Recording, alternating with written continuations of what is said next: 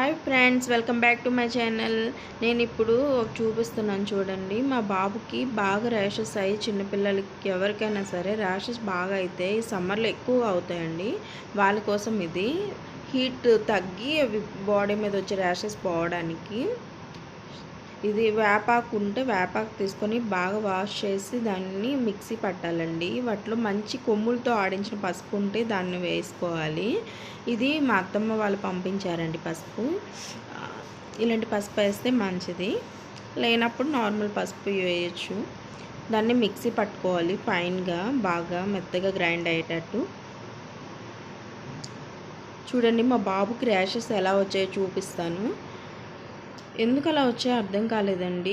Night అంతా బాగానే ఉన్నాడు. మార్నింగ్ లేచేటప్పటికి మసాజ్ చేద్దామనేటప్పుడు కొళ్ళంతా ర్యాషెస్. అందుకే అప్పటికప్పుడు వెళ్ళి పక్కన వేప చెట్టు ఉంటే తీసుకొచ్చి వాష్ చేసి గ్రైండ్ చేశానండి. చూడండి ఎర్రగా చిన్న చిన్నగా ఒళ్ళు మొత్తం వచ్చేసాయండి.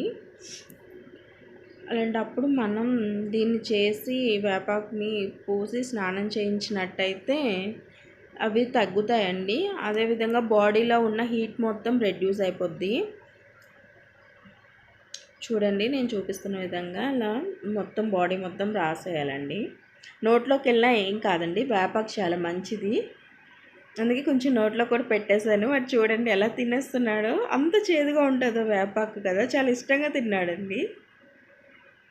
అదేదో స్వీట్ పెడుతున్నట్టు తినేసాడు. అది వేపాకు పసుపు కదండి, పసుపు అది యాంటీబయాటిక్ కాబట్టి ఏం కాదు. కడుపులో ఏమైనా పొట్ట పురుగులు ఇలాంటివి ఏమైనా ఉంటే పోతాయి, బాగుంటుంది. మేమైతే చిన్నప్పటి నుంచే వేపాకు కాకుండా చిగుర్లు ఉంటాయి కదండి, చిగుర్లు, నెక్స్ట్ వాము, జీలకర్ర ఇవన్నీ వేసి నూరేసి బాగా దాంట్లో పెంకు పొంగించి దాన్ని తాగిస్తామండి ఉప్పు గిన్నెతో. కొంచెం పిల్లలకి డైజెషన్ బాగా అవుతుందని. చూడండి అలా రాసేయాలి.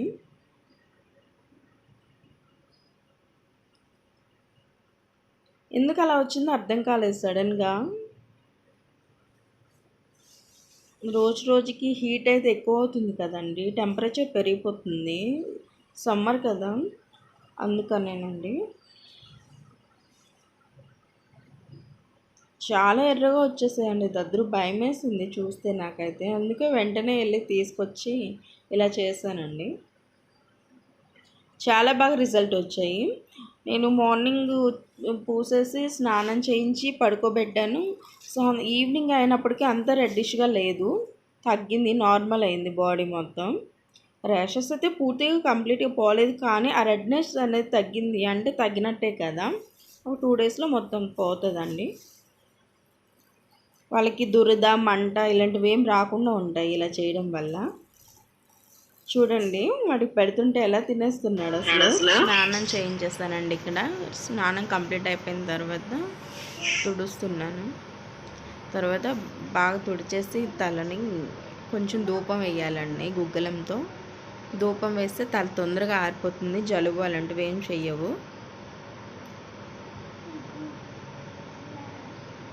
మా బాబుకి మసాజ్ చేసి స్నానం చేయించాక చక్కగా హాయిగా పడుకుంటాడండి. చూడండి ఎలా చూస్తున్నాడు, సైలెంట్గా ఉంటాడండి స్నానం అయిపోయాక. చూడండి ఆ విధంగా ధూపం వేయాలండి, తల తొందరగా ఆరిపోతుంది.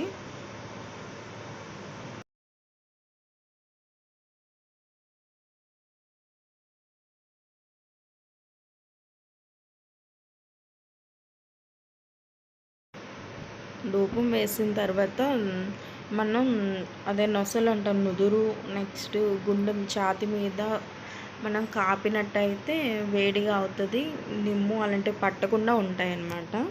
అందుకే అలా కాపాలి.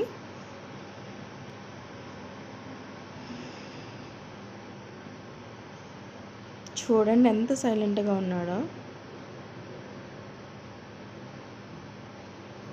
వచ్చి నాకు కూడా ధూపం వేయమ్మా, నా తల కూడా ఆరలేదు అని చెప్తున్నాడు.